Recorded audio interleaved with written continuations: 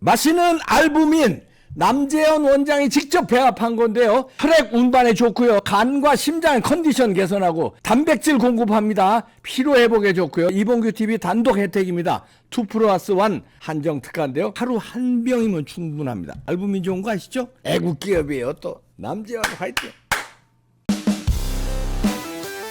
네, 부산대 김성진 교수 오늘도 연결해서 알아봅니다. 안녕하세요. 네, 반갑습니다. 김성진입니다. 네, 오늘은 한동훈에 대해서 분석해 주시네요. 네네. 네. 제가 한동훈에 대해서 뭐 조금 유보를 하고 있었는데, 네, 홍준표 대표가 한 말을 딱 생각하면서 다시 한번 또 되새겨보게 돼 있는데, 네, 그 중간에 보면은 화양연화 나오지 않습니까? 네, 그 화양연화에 대해서는 많이 얘기를 했지만은, 제가 주목하는 것은 나는 그때와 달라진 게 없다. 요 말에 주목합니다.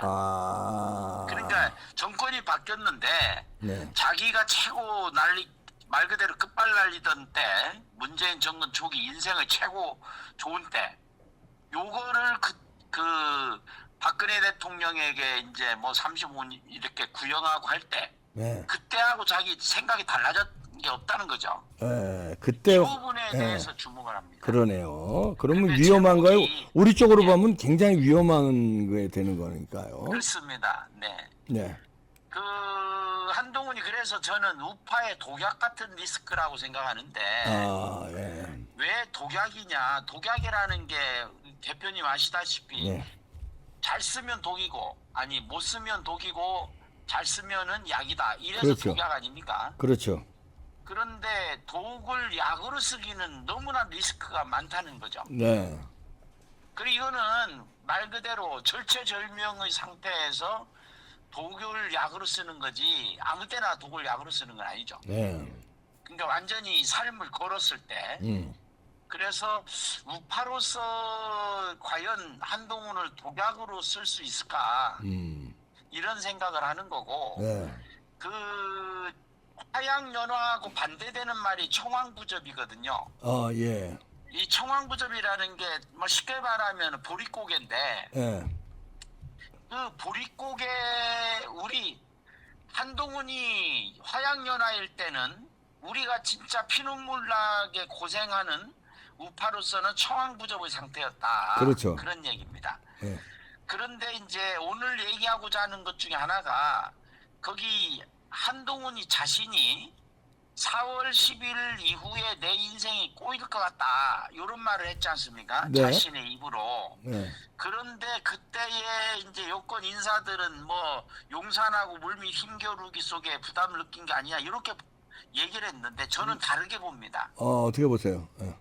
결국에는 그 처남 진동군 균 검사 이게 아주 추잡한 사건인데 네, 이것에 관련해 가지고 그 당시에 그 서울의 소리라든 이런 쪽에서 이걸 파고들고 있었던 상태거든요. 네, 그래서 이 처남 리스크 때문에 인생이 고일 것 같다 이렇게 보는 겁니다.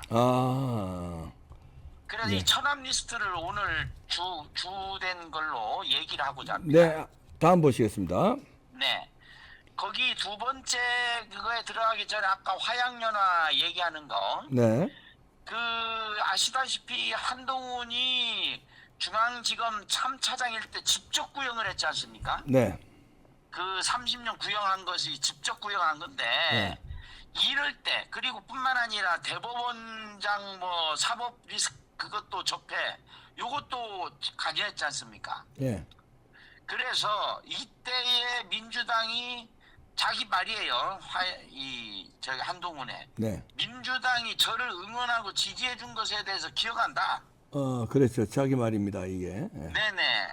그러니까 이게 이제 박근혜 정부 관련해 가지고 수사한 것 이것이 화양연화인데 그때 우리는 피눈물 나는 청왕 부족의 상태였다. 네, 그리고 그때 응원하고 지지해 준 것에 대해서 네. 이것 때문에 결국 그것이 뭔가 꼬리가 잡혀서 문재인 구속 안 하고 이재명 수사가 지지부진했던 거 아닌가. 네.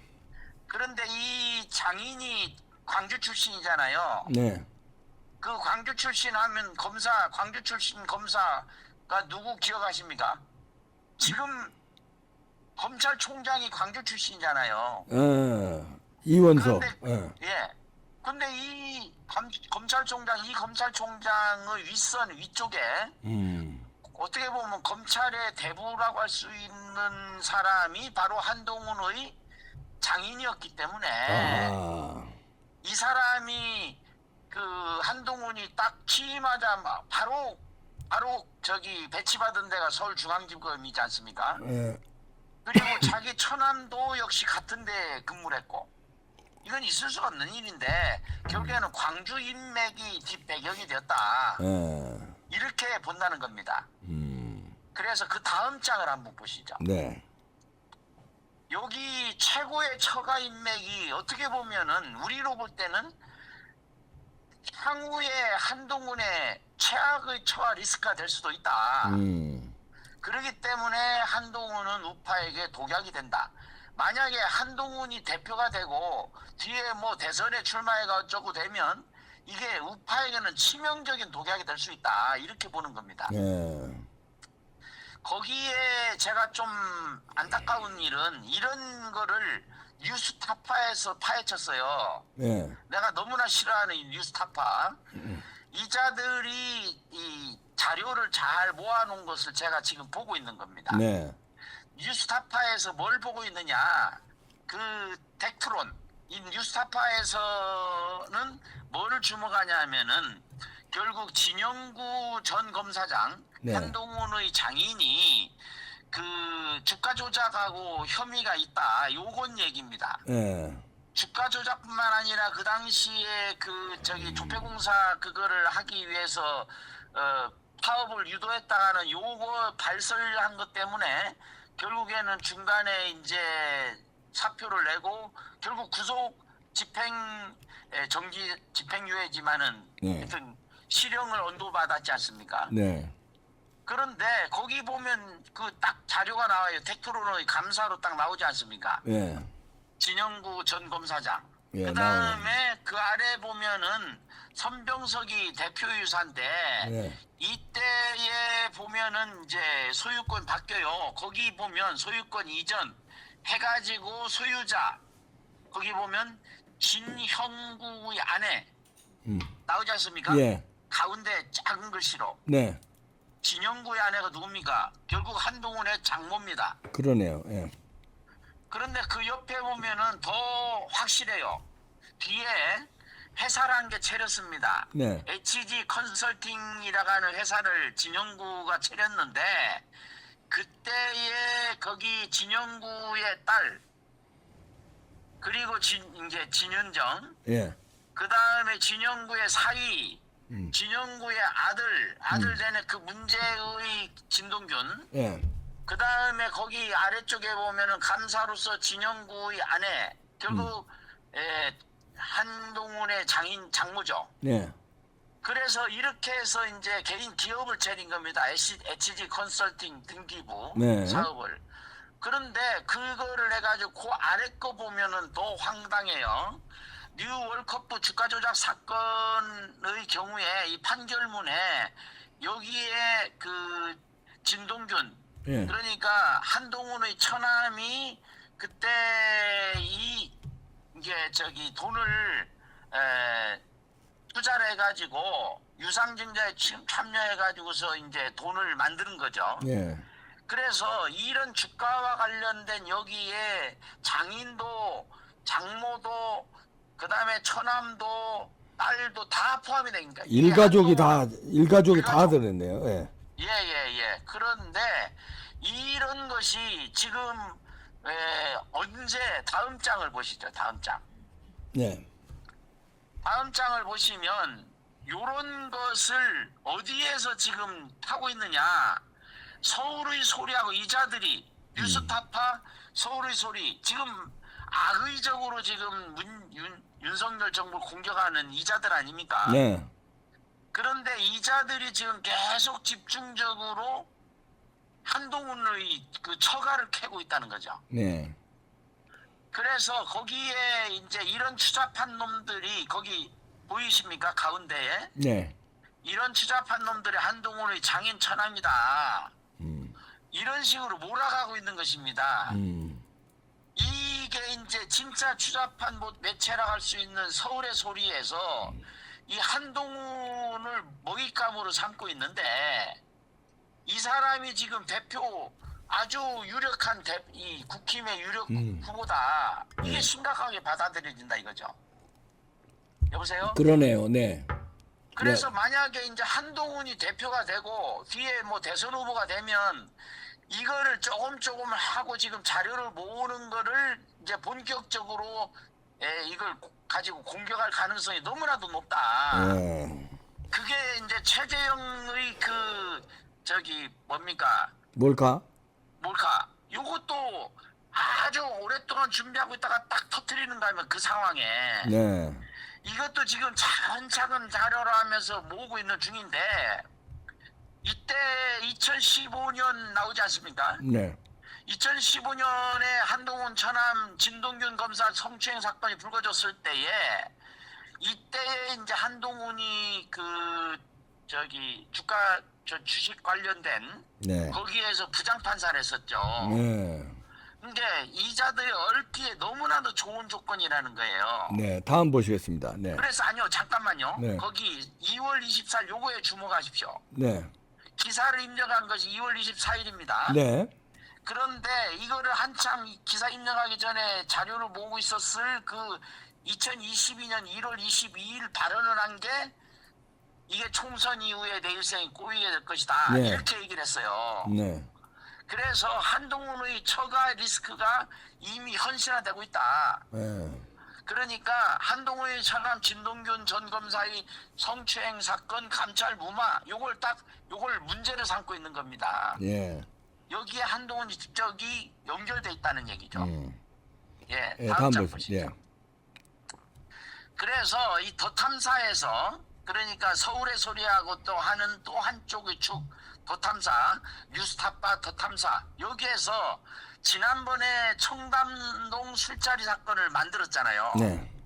그때 이거는 저는 공작 미수 사건이라고 보는데 여기에 제가 주목하는 것은 김현장입니다. 네.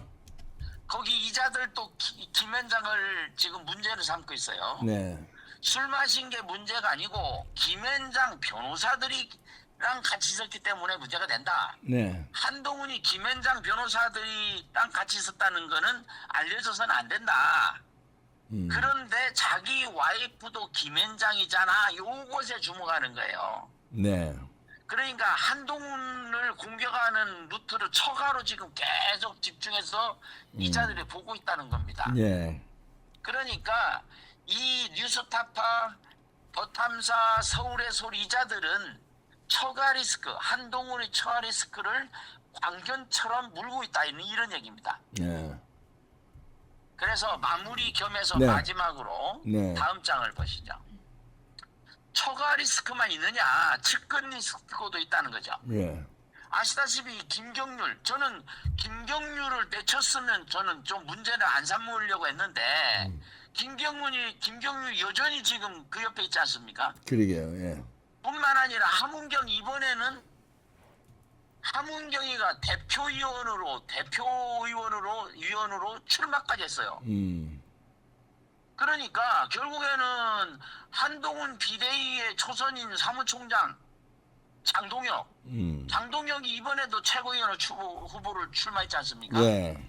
그리고 함은경이 출마했어요. 왜 이자들을 출마시켰을까? 이건 뻔한 겁니다.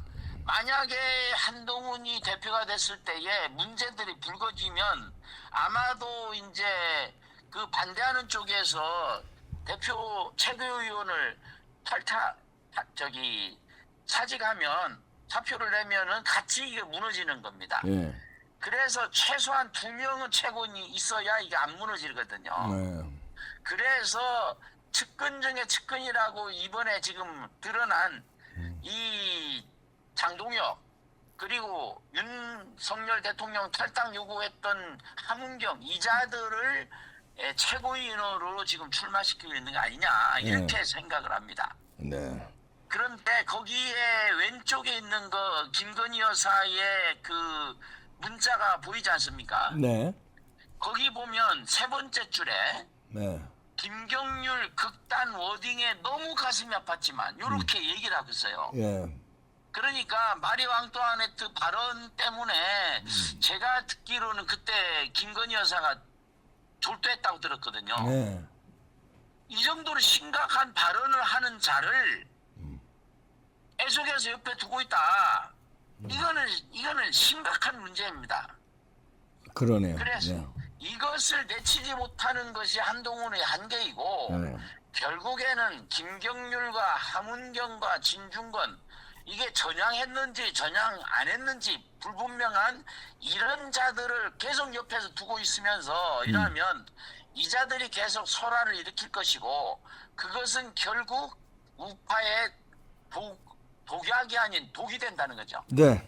예. 그래서 이번에 이거 국힘의 전당대회 이걸 그냥 넘길 수가 없다는 겁니다. 네. 너무나도 이 리스크가 크기 때문에. 그러네요. 네. 잘 짚어주셨습니다. 김성진 교수였습니다. 고맙습니다. 네, 네. 감사합니다.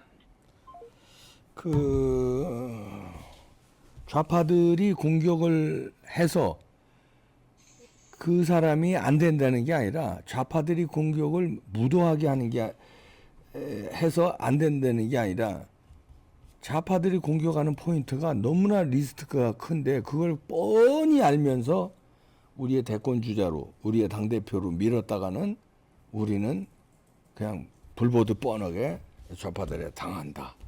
이런 얘기죠. 처가 리스크뿐만 아니라 본인 리스크까지 지금 연결되네요. 단지 처가 리스크가 아니다 이런 얘기네요. 이거 리스크가 벌써부터 이렇게 커지면 이거 되겠습니까? 마치겠습니다.